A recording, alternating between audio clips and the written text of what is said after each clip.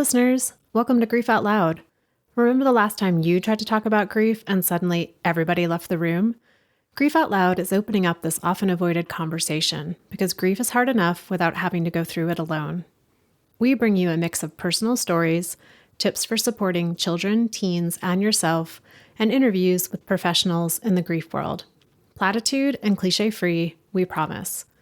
Grief Out Loud is hosted by me, Jana DeCristofaro, and produced by Dougy Center, the National Grief Center for Children and Families in Portland, Oregon.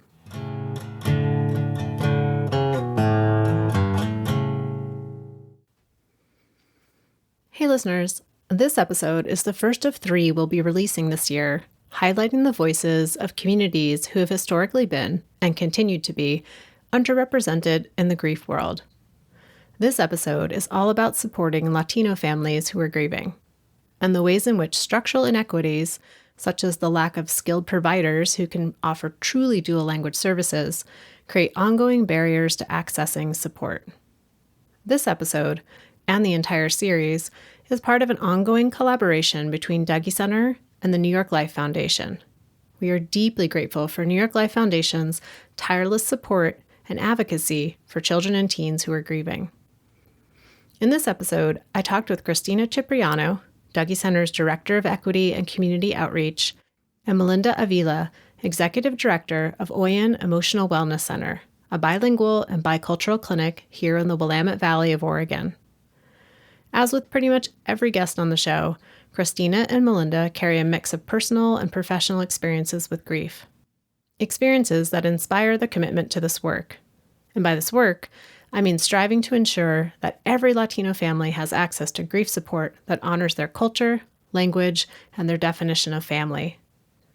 While this conversation is geared more towards professionals in the field, Cristina and Melinda talk about their own grief and the grief of those they work with in ways that I'm pretty sure that anyone listening will be able to connect with. Thank you again to the New York Life Foundation for your investment in children and families who are grieving. Okay, here's my conversation with Melinda and Cristina. Melinda and Cristina, thank you both for making this episode happen and for taking time out of your schedules to be part of the conversation. Thank you, Jana, for having us. Thank you so much for inviting me to be here. I know I'm going to ask you both to introduce yourselves and briefly share about your connection to this work.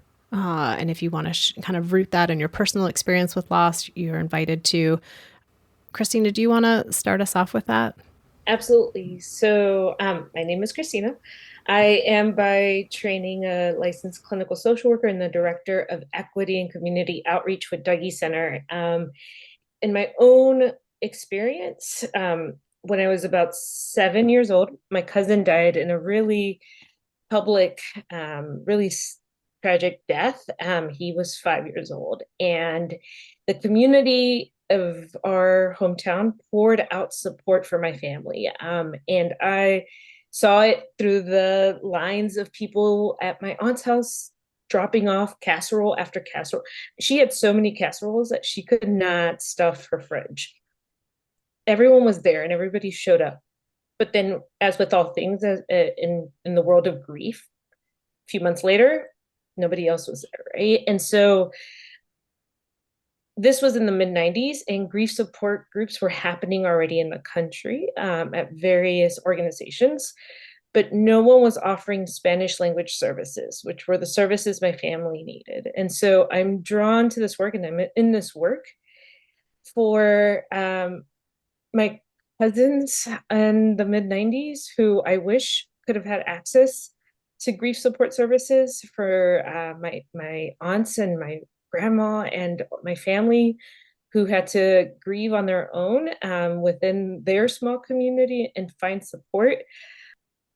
I do this work in the hopes of being able to not hear anymore anyone saying, I wish I knew you existed when, because I do wish I knew. And I know my family wishes they knew that grief services existed in the language of their heart back in the mid-90s. And so I'm here for them, for myself, 7-year-old me, who I think could have benefited greatly from having a peer support group at that time. Thanks so much, Christina, and recognizing just how that dedication to increasing access to Spanish-speaking grief support is so tied to your personal story. Melinda, how about you? So my name is Melinda, and I have a MSW from Portland State University. I'm currently the CEO of OYEN Emotional Wellness Center. We are a fully staffed bilingual bicultural behavioral health clinic. You know, when I think about my connection to this work, I as well experienced a really tragic death when I was very, very young with my uncle. But I don't think that I was young enough to really understand and see it in the moment. You know, I saw a lot of sadness around me and a lot of all that, but I didn't really understand all of it until I was older. When I first really became passionate about this work was really when I was in administration for a hospital as a patient advocate. I was doing all this work with Latino families. It was life-changing to see that one, in a humongous hospital, we did not have the resources to support families when they walked in with a loved one and they left without a loved one. The things that I jumped in to help families with were things that really weren't my job, but that compassion that I had was like, somebody has to help them. How am I going to be this person that can help them? I think that's when I really understood the pain that people go through. But I also think later in life, I met my husband. My husband was, I'm going to get emotional. So I met my husband, and he was a single dad of a little girl. He had lost Ava. Ava's her name. He had lost Ava's mom when Ava was 1. And it was a very unexpected death. And I think about like what that must have been like for him, right? And he's like this amazing man, and Ava's this amazing little girl, but he had been going through this for 4 years, being a single dad. And I remember when we talked, I said, "How did you get through this? How did you do this?" And he said, "Oh my gosh, if I would not have had the Dougy Center, I just don't even think I would have survived." He goes, "I think about the first meeting that I had. I couldn't even introduce myself. Like, it was so tragic to lose her when we were planning this future. We were engaged. We we're going to do this stuff, right?" It was her employer who said, "You should go here." I'm so grateful because I met him 4 years later. He didn't stop going to the Dougy Center until a year after we were dating.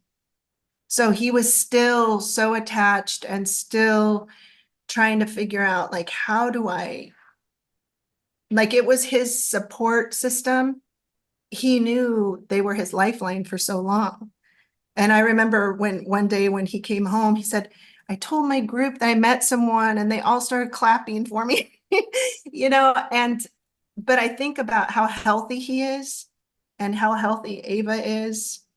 And it was really the process of being able to talk about it, being able to, on your own terms and in your own time frame. Like he said, nobody forces you to do this, but just to be there and have other people that have experienced this, because people feel bad for you, but you never really understand what it feels like to be them. And to be in this group where everybody knows what it's like to lose someone that was part of what you thought was going to be your future. It was too fast, too soon, and too permanent. I think that is when I really, really started going, grief is really a journey. I appreciate both of you kind of sharing both historically and, more recent day of why it's so important to create grief support, specifically Spanish speaking grief support, culturally relevant grief support. And we're talking today about the Latino community. Is there anything that comes to mind about why this conversation is so important now, like contextually in the winter of 2024?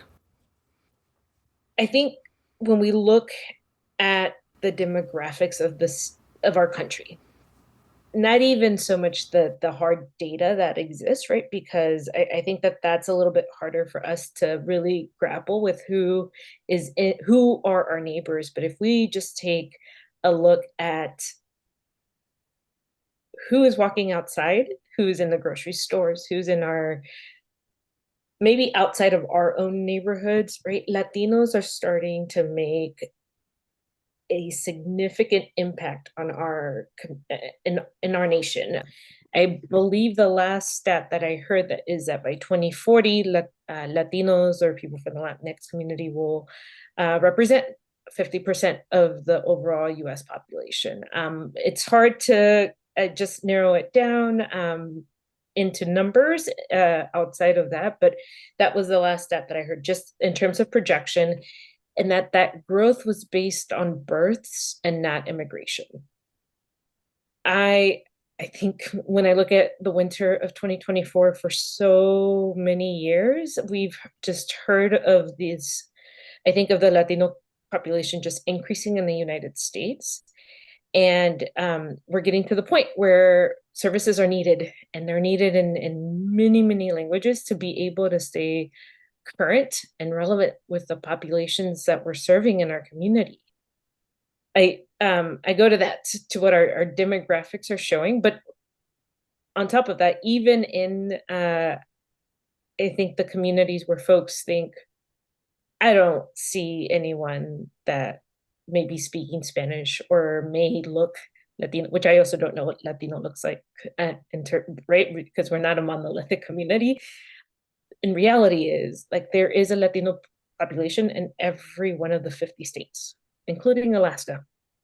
Yeah, I go to the demographics as to why it's important and pass it on to Melinda as to what comes up for you. Well, I agree with what Cristina says. You know, the obvious is that our population is growing at such a rapid pace. We are the fastest, youngest growing minority group in the entire country. But you would think, with that being said, that there are services, and sometimes we don't think about it. Like we just assume, well, of course we have those services. Of course but the reality is we don't. You know, we don't have those services for everyone. I think this is extremely important because Cristina also said something really meaningful in her introduction, is that we all go to funerals to support families, and we're there and we're grieving with them, but we walk away and those families are left with how to recover from this loss, right?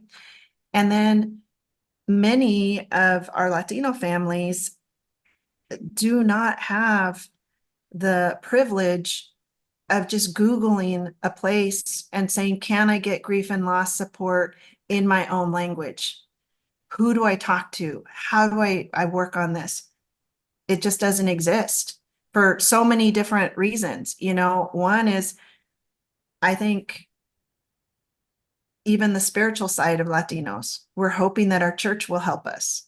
We're hoping that there's some navigation of that. But when you really get down to it, families are left to figure it out and hurt and grieve in silence. That's really what they're left with. And I just want to add a thing that came to my mind as Melinda was talking right now, is that we also know that our communities of color and our historically marginalized communities are disproportionately affected by grief.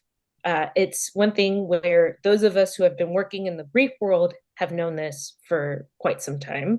And from what it appears to be, we now are having more data through COVID-19, right? That highlights at least the health inequalities that then come from systemic inequalities and just access in general that disproportionately affects our communities, our historically marginalized communities, in that our Latino community. So you put the fastest growing community in our country and then add in the layer of our kids and adults just experiencing grief or death and dying in their families at a higher rate than who is deemed the majority at the moment in time. And Christina, you'd mentioned earlier, like, I don't even know what you would say to say Latino looks like because we're not a monolith. And I wanted to talk a little bit about that in terms of grief and that knowing that within a community, not everyone talks the same, feels the same, thinks the same. However, there can be some common themes that come through. And so just wondering in the realm of grief, are there ways in which you see culture impacting grief? Or maybe grief impacting culture. I guess it can go in both directions. I don't know if you want to maybe start with that, Christina. Yeah, absolutely. I mean, when we look at the fact that for all cultures and there are cultural values that are present for folks, whether consciously or subconsciously, and no two people prescribe to the cultural values in the same way, but we still see them show up. So when I think about the Latino community, some of the ones that come to my mind in terms of how grief shows up, I go to orgullo, which is pride, right? So the sense of pride in family and country and self. And then with that comes this need to keep everything within the family, right? Things are not generally discussed outside the family. Everyone knows what's going on, but we don't bring it outside the home. There's a saying in El Salvador, which is where my family is from, that is dirty laundry is washed at home. And that remains true as much as grief is universal. There's this piece of like, we don't take this outside of our family. And then we look at familismo, right? And families, the way in which family is defined. Like when I talk of family, I'm thinking of my parents, but also my tias and my aunts and my uncles and my cousins.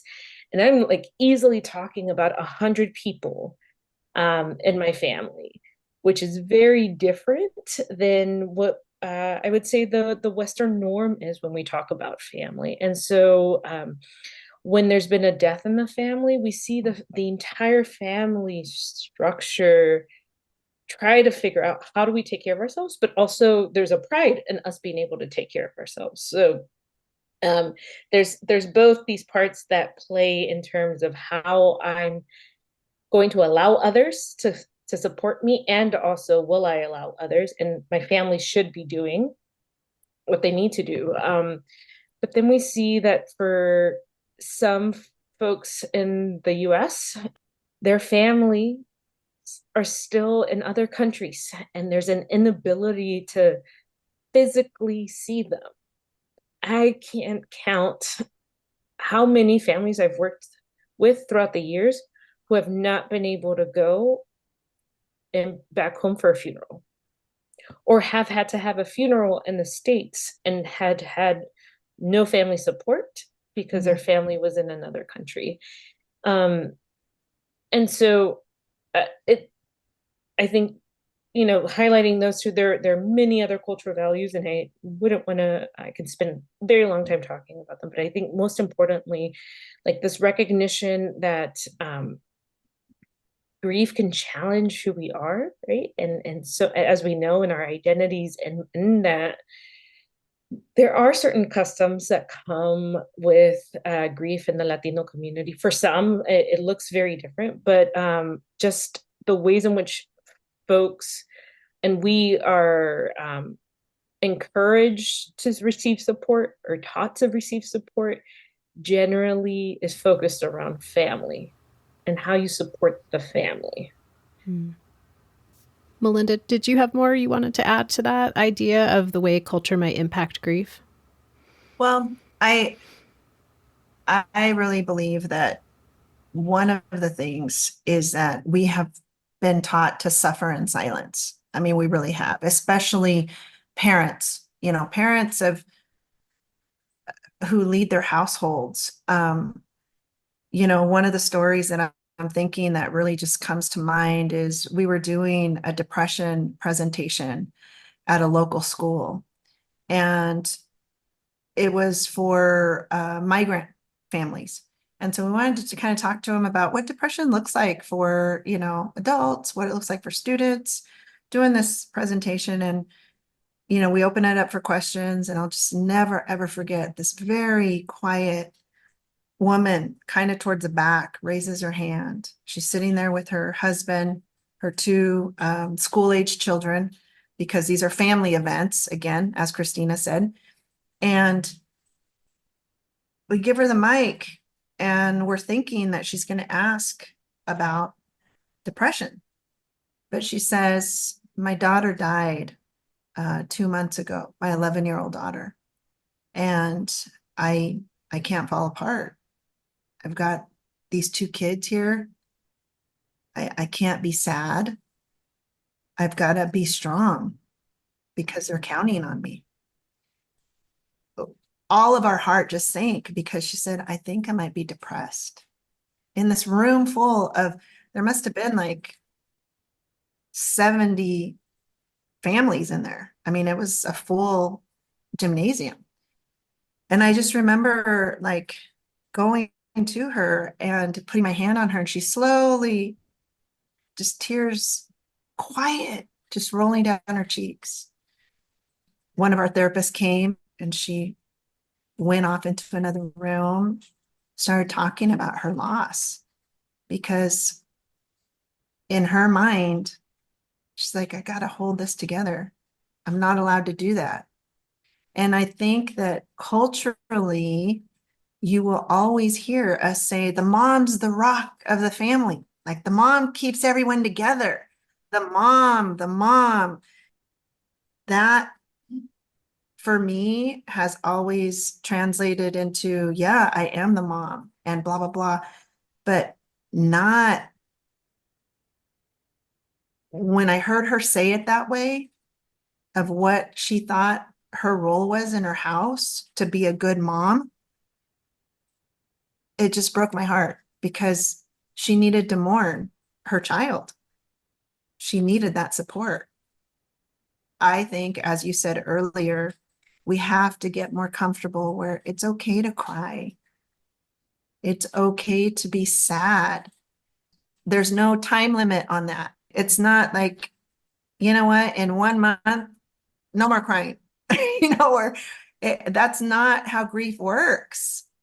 I lost my dad during COVID, and it's peaks and valleys. I feel like you all of a sudden something will hit you and you feel it all over again, whether it's a song that plays on the radio, whether it's whatever, it brings it back. And you're like, oh my gosh. And I have older siblings who were involved. And it's really interesting in our group chat, because you have some days that it's like you're right there at day one. And then you have some days where you're like, you've learned to live with it. Both are real and true. There's no deadline on grieving a loved one. I'm thinking about how when it comes to things like immigration status, we'd already kind of touched on this idea of a bi-country family ties, language differences. Melinda, you had mentioned, religious and spiritual beliefs. Those are some elements that, at least for me as an outsider, feel kind of distinct to the Latino, Latinx communities and other immigrant first generation communities.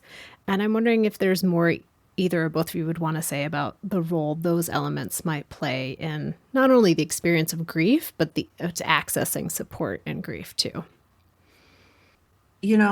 There's even in some Latino cultures and spiritual beliefs, if you cry and mourn too much, you're not letting them rest in peace. And even that nuance is one that people know. I want them to rest in peace. Necesitan descansar. That is also cultural, and it's so deep rooted into our families. Some of our families, especially like our Catholic families, a lot of Latinos are Catholic. And when you walk into their homes and you see the mantles that they create for their loved ones, right? Not just on Dia de los Muertos, but it lives there, and you are adorning your loved one. I think that sometimes mainstream society doesn't understand that these are all so symbolic to, I have not forgotten you. Don't think that you're forgotten. Sometimes in grief, in mainstream society, we treat grief like it was their time to go, you know, like it's a different process of a different message, a celebration of life, right? Latinos, generally speaking, it's not a celebration of life.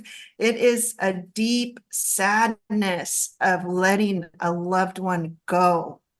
And even that nuance, I think, is different within our culture of how we view death and life. Yeah, that even the language that's used or the orientation that's used towards creating an end of life remembrance ritual can be so culturally driven.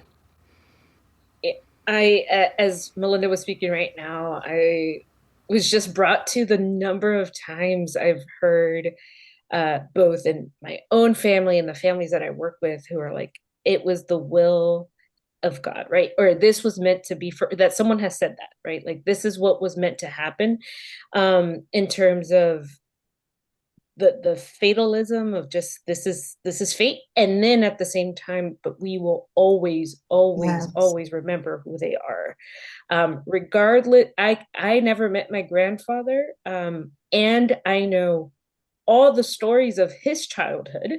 I know how we are similar, I know how we are different, and there is this presence of legacy that's really, both storytelling of the legacies of the people who have died from generation to generation, to ensure that culture, that piece of family is always connected to the younger generations, and that everyone is aware of the person who died and how the good that they brought in their life, in that sense. And I bring up storytelling because I think that's really pivotal for our Latino community. Depending on, how long folks have been in the States or where they came from in Latin America, there is a literacy rate that's lower for Latinos than from what I've seen on the other on our mainstream media. For example, when I'm writing materials, I going through a communications course, I was informed that for Latinos, if you're writing anything in Spanish, it needs to be written at a fourth grade level so that the general population can understand. On the English side, you're encouraged to write everything at a sixth grade level so folks can understand. So just the discrepancy in literacy rates and level of just understanding, I think is one piece. And I share that because I'm thinking, Jenna, you mentioned, language, right? And many of our families are existing in these dual language homes, where kids are learning and probably preferencing English, while they're, at least in first generation homes, the parents or grandparents preference Spanish. And so when we're talking about services, providers need to remain mindful that if you're intending to serve a family, you're serving a bilingual family. If I tried to bring Spanish, truly full Spanish language groups to kids, they would be like, I don't know how to say a couple of these things. And so you're getting more Spanglish sometimes, but leaning towards English. If I'm working with adults, I'm leaning towards predominantly Spanish with the occasional English. But it's just, and when we talk about grief and we're talking about the language of the heart, it's meeting folks where they're at, right? For many Latinos, they are bilingual and they speak English equally as well as Spanish. But when we get to the emotion work that is happening when it comes to grief services, yeah, Spanish is just poetic. Like you can just explain so much, and with such beauty, in Spanish, that it doesn't equate in English. So I found, in terms of the duality of language, there's that piece too. So quite a bit there, but I think when we're looking at those specifics, like it's imperative for providers to be aware, like we're serving multi-generational bilingual families, and everyone within the family is going to prefer one language over the other. So when we're intending on providing services, it needs to be in such a way that we're doing it both in both languages, and sprinkle Spanglish in there because it's its own language. Melinda, do you see a similar context in the folks that you serve? Yes, for sure. Young people, again, they a lot of times prefer English if they speak English. Being that bridge, because the other thing that people don't talk a lot about is being that bridge between parent and child, because the parent is trying to adapt to the way things are done in the United States, where things are done differently. In, like, for example, in Mexico, they bury you very quickly. Here, you make an appointment, there's a funeral, you can be buried in a week, 2 weeks. It's so different. Where over there, it's very quick. In many parts, we're talking within 2 days, they bury you. When we're working with families here, we just see a big disconnect. And mi país, in my country, this is not how we do things. This is blah, blah, blah. And then you have the kids, yeah, but here we do it this way. And they don't understand this. And I think for us, we try to be that bridge of the compassion with the parents and also compassion with the youth, because we wouldn't know what it feels like to live like that. You know what I mean? I mean, really, like, I can honestly say for myself, both of my parents were born in the United States. My grandparents were born in Mexico. My language, I was so fortunate enough to keep it because my grandmother took care of us, because we were immersed, and because of the terrible jobs that they had to work, they didn't need to learn English. They were surrounded by all other Latinos that only spoke Spanish. They might have a foreman that spoke Spanish and English, but really you were so marginalized, you didn't ever need to learn the language. I would say that is something that as a society, we need to get better at educating people on, or what are the nuances within households.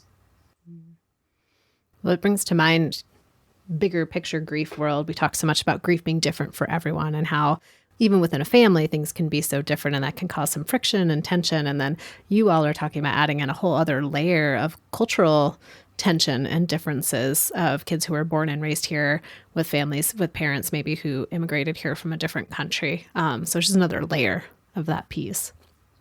Just to add to that, sorry, Janet, I just wanted to know, just on the simple note of grief, right? Like the word grief does not exist in the Spanish language. And so in order for kids could come home and say, I want to go attend this grief support group and try to explain what grief is in Spanish.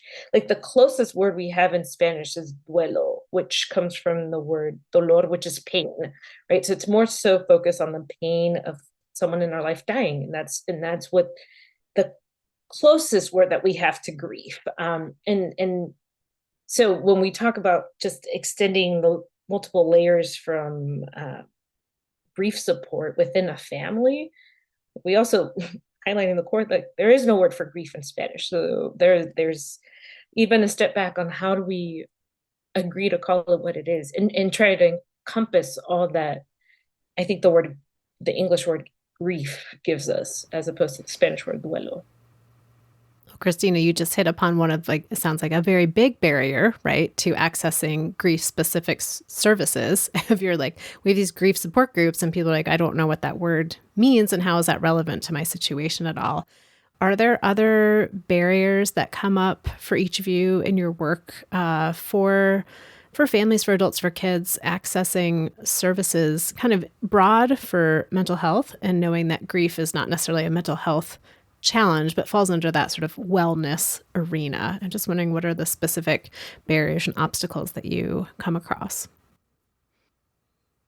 I would say, going back to the cultural values, right, where we discussed a bit of everything that happens within the family is supported by the family. It's this idea that someone else can give me support outside of my family.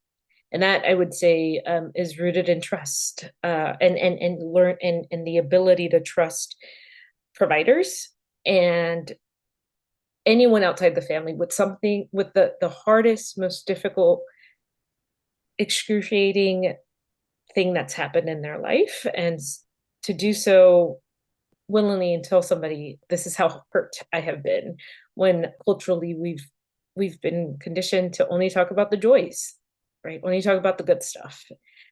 So I would say one is that. Secondly, and Melinda alluded to this earlier, where many of our families are working jobs that do not follow the traditional 9 to 5.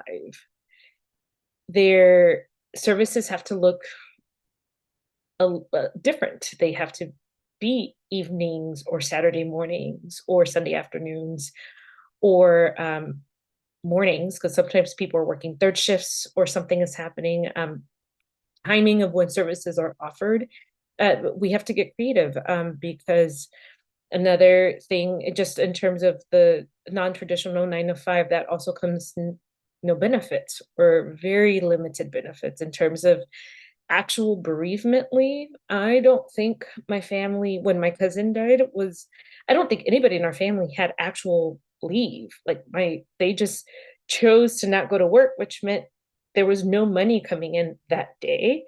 And hopefully someday soon, somebody's going to be able to get to work, because that's a piece to it as well. Like there's no time off, there is no sick leave to be able to attend appointments. And so, and I'm not saying this is for all Latinos, right? Or just the majority of our families who are working these non-traditional 9 to 5 hourly jobs that keep them right under the threshold of benefits, but enough that has our families access to making enough for food or whatnot.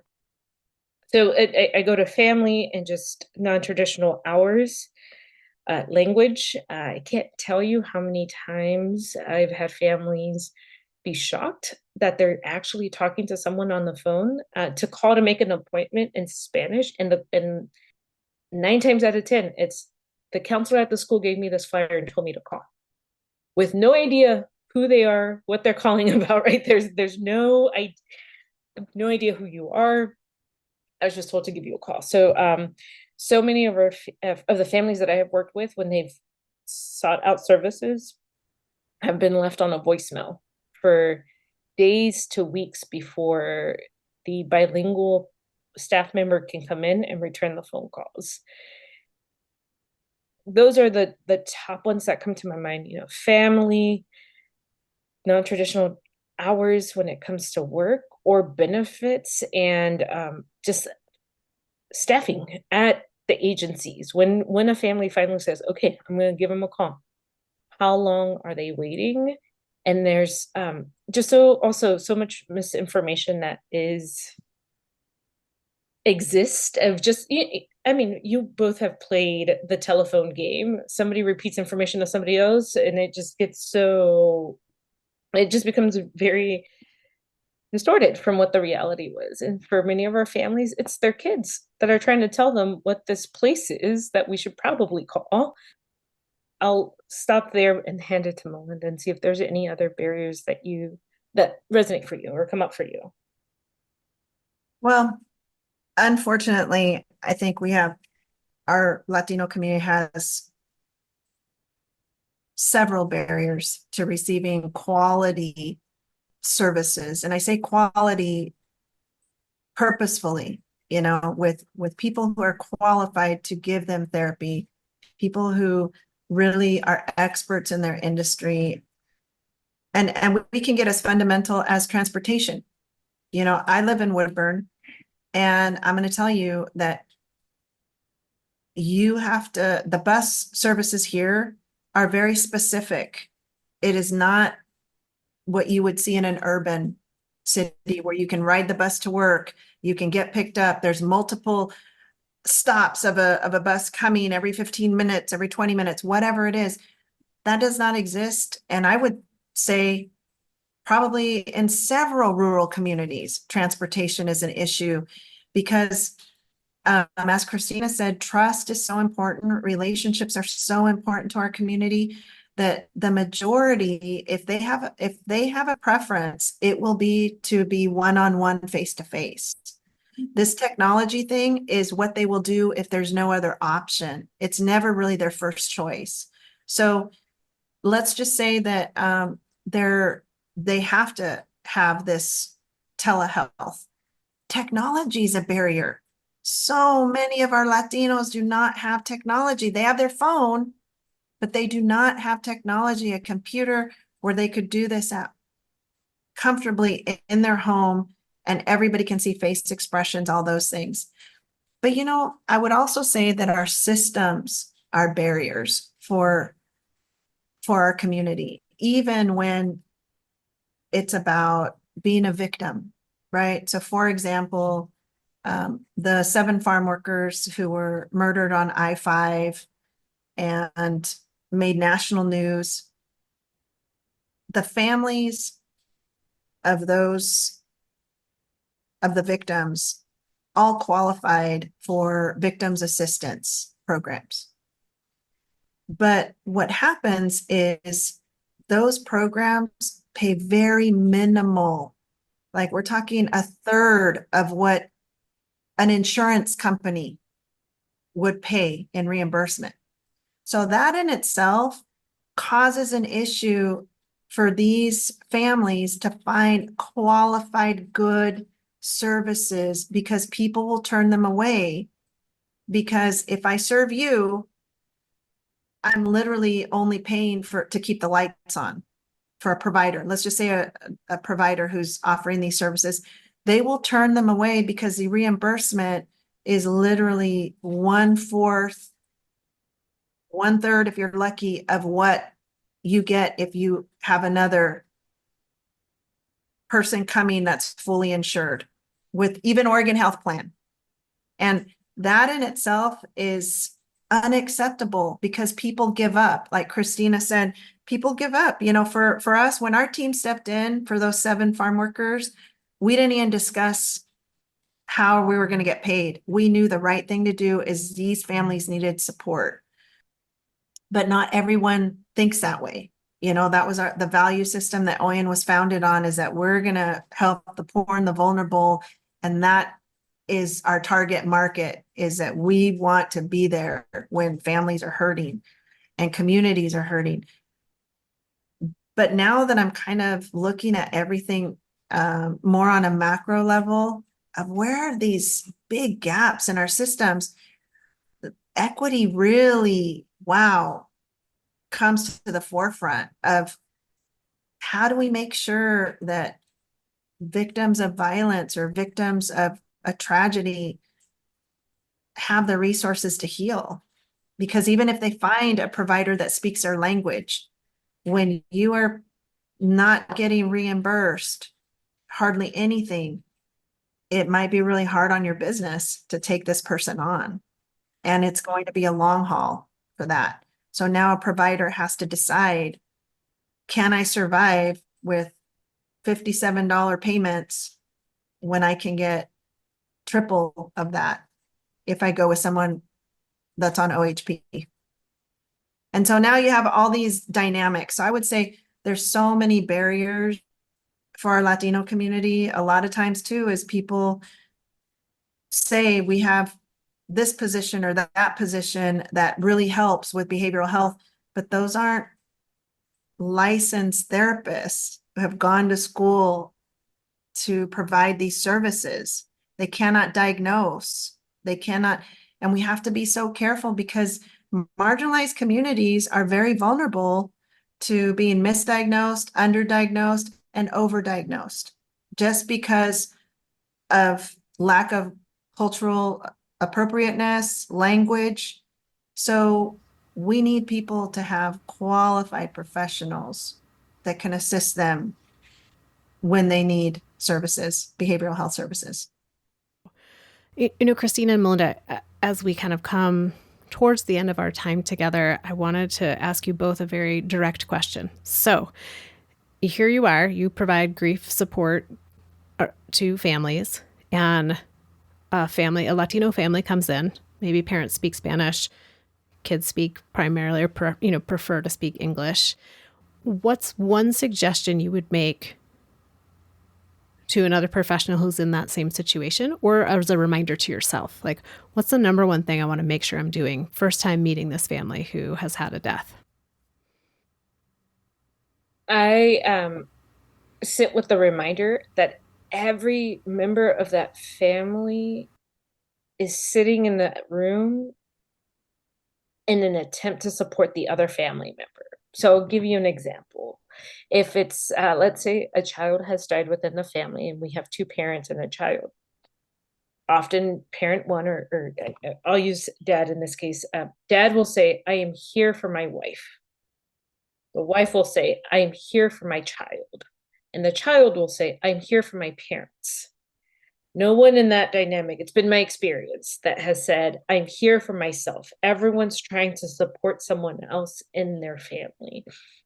I sit with that because I know that my approach can't be the same in terms of, you come here, you take off your mask, grief support is for you, right? You get to express your grief needs. Because that's taking it a very individualistic approach to grief support, when in reality we're trying to support the family. I think now it's more subconscious than conscious, but back then it was a conscious effort to be mindful of the language that I'm using, right? That this is, here's how we support your family, each member of the family, but it's always in the lens of the family, and not so much family member one, two, or three, but the family as a whole. Melinda, how about you? What comes to mind? We are such a culture of interconnectedness. I mean, really, it's all about all of us in this together, so not individual. And, I mean, we see families like that all the time here, all the time. A lot of times our referrals are for students because of our school-based program. And so I think we do a really great job at talking to the student and also making the student aware that we're going to bring their parents in and have this conversation of what the goals are, what we're doing. And then we also have a family and marriage counselor who he takes on then the entire family and starts talking to them. And it's been really fascinating, because this is when your dual language, your bilingualism really is so important, because our therapist will explain, do we want this mostly in Spanish? Do we want it in two languages? How are we going to do this? And they get to decide. Again, those clients are empowered. Many times it's pretty beautiful that our young people will say, let's do it in Spanish. Because again, they know that this is what fits their parents. And although what may be happening, they would prefer it in English, you see that interconnected selflessness. This is what's best for my family. Let's do it in Spanish. And as Christina would say, it becomes really entertaining, because you find yourself going in that Spanglish direction. Like, okay, because some words just don't translate. They just don't. And some feelings don't translate.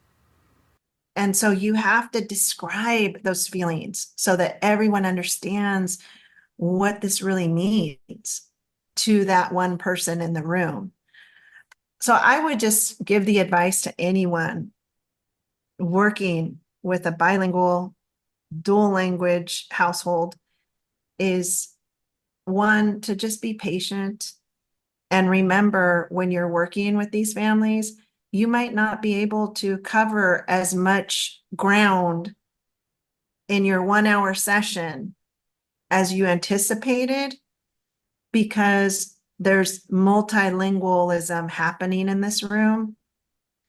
To just stay true to empowering the client, because if you are listening to what this family needs, then you will do good work. It's when you try to create what this family needs. Or we're going to go this way because I'm more comfortable in English. And then I'll say a few things, or I'm more comfortable. That's when things are more working for the clinician than they are for the family. So just to kind of remind ourselves that this work should always be client-centered. It really should, no matter what. It's client-centered. Yeah. And again, that reminder that oftentimes when we hear the word client, we think individual. But both of you have made the point so strongly today that client oftentimes is family, interconnected community of folks who are in that room. Even people who maybe aren't physically present in that room may be very present in the connections that are being made. Okay, one last pointed question for each of you. When you think about changing the landscape of grief support for the Latino community and the work that you do, what's one hope that each of you has around that? It's like, what are my hopes and dreams question. So I'm trying to bring them down tangibly.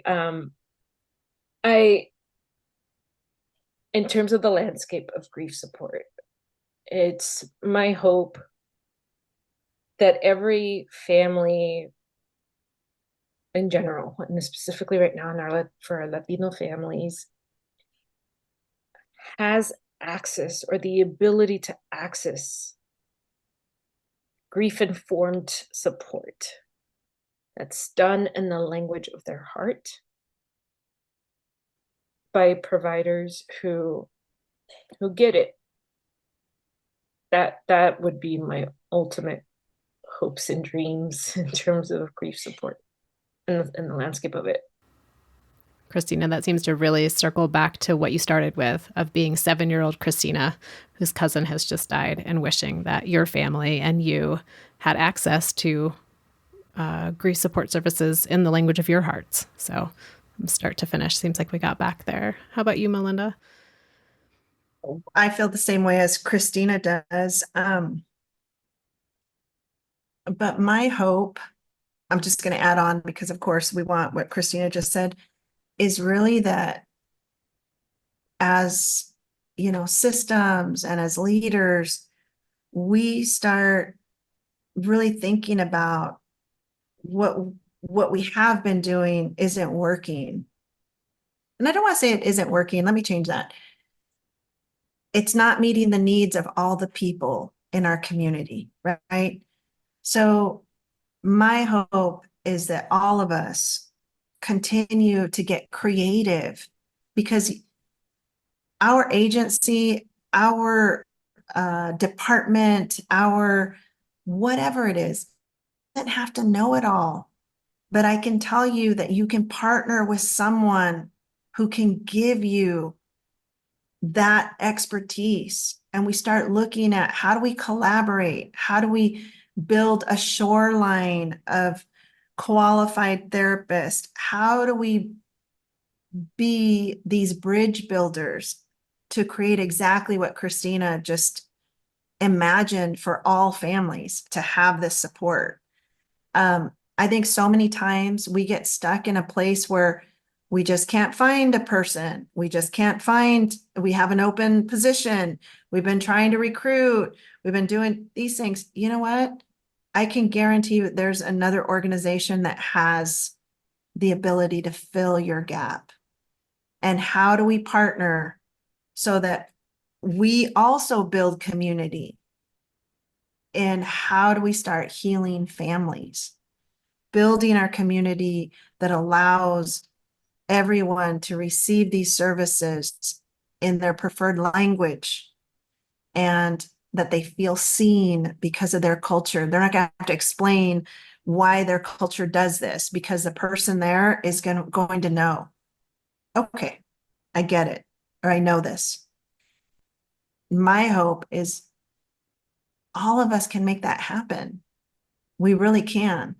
There's so many people that have their own expertise. And if we just come together, we can create our ultimate dream to give access to everyone. But we have to start thinking outside our box. Well, I thank you both so much for the work you're doing individually to support families. And, Cristina, your work at Dougy Center with me, and Melinda, your work at OYEN Wellness, and how you're starting to bring the dreams that you just both articulated kind of into reality. So grateful for that work that you're doing. Grateful for your time today for this conversation. I will link to both of your organizations in our show notes so people can connect with you there. Any last thing you just want to share before we close out today? I would just want to share one other thing is so many times people think that Latinos, and some of it's true, some of it's not, that there's a stigma about mental health or about whatever. I honestly feel like that's a very misunderstood generalization, because Latinos are so young in so many ways. Just like we had to go through a journey to get kids through college, to college, and then graduate. Just like we're educating on building wealth in our community, we also have to educate on what behavioral health means, what it is, because I know here at OYEN, I see dads, I see moms that literally pull our therapists aside and say, maybe I need therapy. I'll do whatever I need to do to help my child. I see Latino dads where a lot of times people say machismo this, machismo that. They're the ones bringing their children to therapy. They're the ones calling, I'm ready for therapy myself. And so I feel like even that message, we need to start really thinking about, this is about lack of education, lack of exposure to what behavioral health is. This doesn't mean you're crazy. This doesn't mean you're a bad person, you're born flawed. This doesn't mean any of those things. And I openly tell everyone when I go speak in my Latino community, I think everyone should see a therapist. Everyone. And, I try to just really bring it home of, we all have bad days, sometimes bad weeks, sometimes bad years. But you know what? It's about coping and how do we get through these times when we're not feeling our best. And I just hope that message starts to change a little bit about, it's more about educating our community than it is of the resistance to it. And I'll just add that Melinda and I both identify as Latinas or members of the Latino community, but there's only so many of us on the mental health side at the moment who can advocate for the need for folks to want to work with Latinos and to do it well, and to do it with the resources allocated to do so. And so my piece is, even if you folks who are listening don't identify as Latinos or Latinas, like if you want to continue to work with people, and at least in the United States, I would ask and present that piece of willingness to step and lean into what it doesn't mean to work with Latinos, and how do we help support Latino providers to further the work, and to join us on this advocacy as we continue to seek more providers who are grief informed and doing quality work in our communities. Well, again, Cristina, Melinda, thank you for making time to share this really helpful and valuable information with me, with our listeners, and just taking the risk and being on the show today. So thank you both so much. Thank you so much for having me. Thank you, Jana, and thank you, Melinda, for joining in the conversation. Yeah, thank you.